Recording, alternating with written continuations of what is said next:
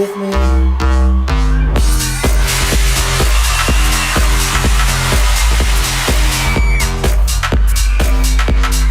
I like when people actually turn their back on me and they're just dancing, not watching at me, and just having a good time with the music, and that's another feeling.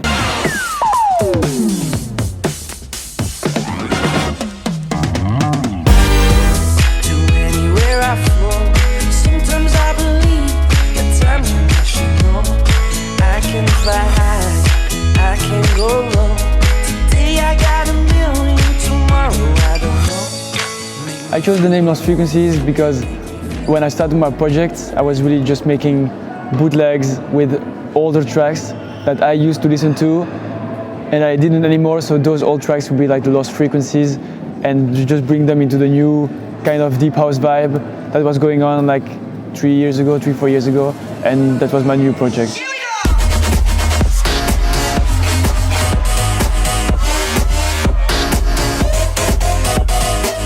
I think my style came just with the success of some tracks and just picking the stuff from the successful tracks and using them again in a different way. And then at some point you just create your own sound.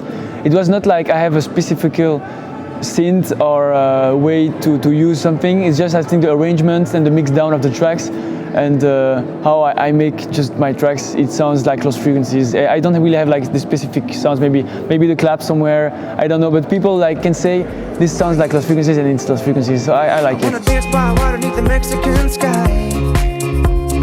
Drink some margaritas by the blue lights. Listen to the mariachi play at midnight. Are you with me?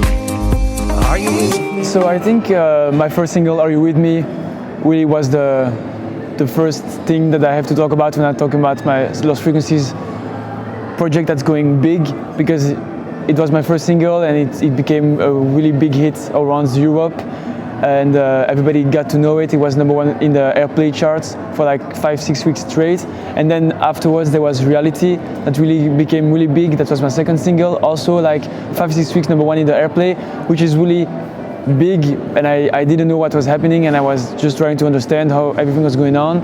But now I have my whole team and we are working on it, and the album is just released yesterday, so I try to get everything in my hands and get to understand how everything is going, and so I'm really trying to enjoy how everything is going right now.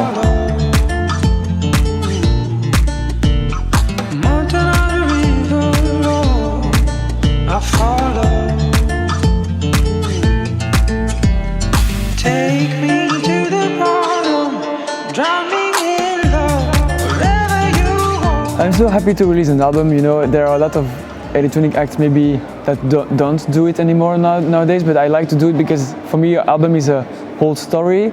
It's like my style, and then I can try some different things. And I worked with a lot of unknown singers because I really wanted to work with them on the tracks and have the time to do it. So I'm really happy about the final result of the album. It took some time, but now the final package, I just love every single track.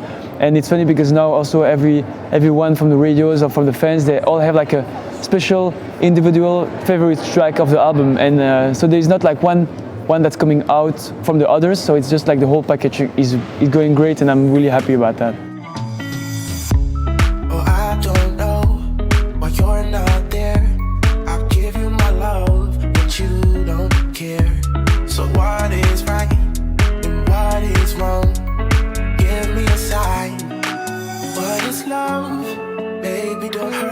I love making music, and I love to make music, and that's why it's 16 tracks album. It's not like 10 or 11, like really 16.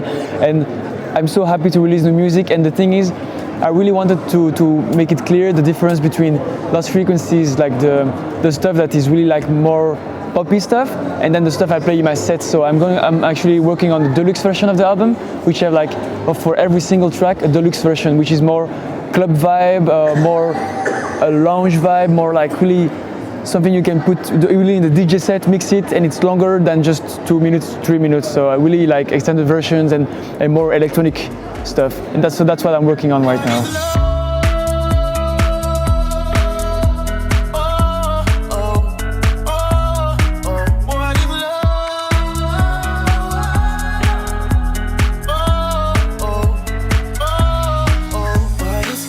I get a lot of demos from a lot of singers, and I love men voice on the tracks, and when I fall in love with some voices, I'm just like, oh, this is good, and I'm gonna work with those guys, and because I was with the publishing from Armada and Nine Cloud, and they helped me a lot with finding guys, and at the end now I have all those guys working with me. But there was also other guys that contacted me directly on Felix De Laet, my Facebook profile, some time ago. That was like 2 years ago, and we made like St. Peter is a track on the album I made 2 years ago, and now it's on the album, and I'm really happy about that because there was so much tracks that I was making, and then they were going out, and then some stayed, and I'm happy about the final track list. So, yeah.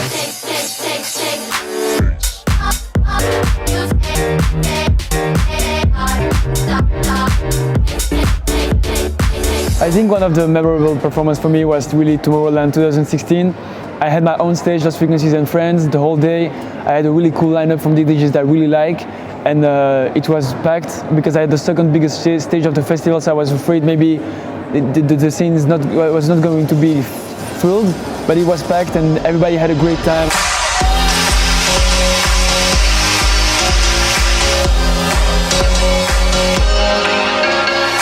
I really got like tons of messages that people really love the set. They just had an amazing time, and that's really one amazing feeling for me, because Tomorrowland is really something special. It's in my country, and then when I get to have my own stage there and host like the whole day, it's just amazing.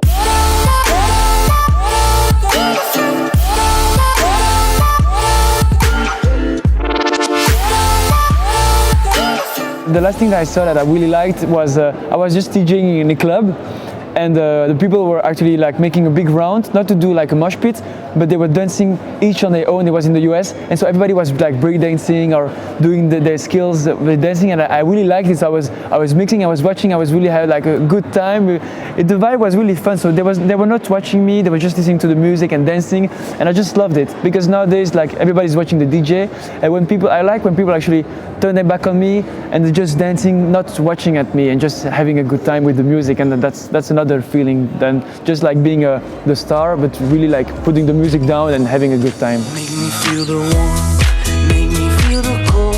It's written in our stories, written on the walls. This is our call, we rise and we fall.